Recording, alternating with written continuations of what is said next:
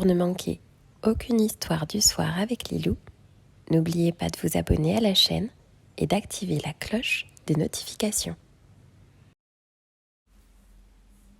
C'est l'heure de l'histoire du soir avec Lilou. La petite poule rousse. Il était une fois une petite poule rousse qui s'était construit une maison dans la forêt.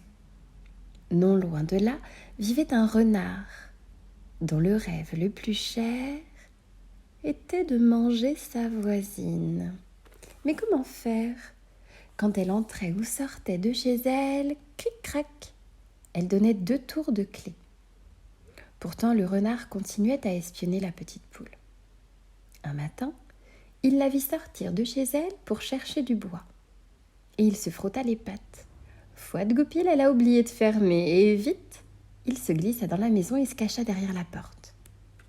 Un peu plus tard, la petite poule rentra sans méfiance. Le renard se jeta sur elle. « Au secours !» Mais heureusement, la poule lui échappa de justesse et se percha sur l'armoire. « Tu ne m'auras pas, coquin de renard !» C'est ce que nous allons voir. Le renard se mit alors à tourner sur lui-même comme une toupie. « Arrête, vilain, j'ai le tournis !» supplia la poule. Le renard continua sa danse et la poule, tout étourdie, tomba droit dans le sac qu'il avait préparé. Lorsque la petite poule rousse retrouva ses esprits, le sac était posé sur l'herbe, devant la tanière du renard. Elle entendit celui-ci qui disait à sa mère « Fais bouillir la marmite, je rapporte enfin la petite poule rousse, nous allons nous régaler. » Vite, la poule tira des ciseaux de sa poche. Crrr, elle déchira le sac pour se libérer. Puis, elle roula une pierre dedans, recousit la déchirure et s'enfuit. Il était temps. Le renard sortit de sa tanière pour prendre le sac.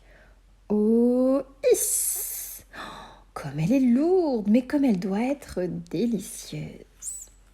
Quand le renard secoua le sac au-dessus de la marmite, la pierre tomba. Splatch! Aspergés d'eau bouillante, le renard et sa mère s'enfuirent. La petite poule rousse les vit passer ventre à terre devant sa maison. « Je n'aurai plus jamais besoin de fermer à clé », se dit-elle soulagée.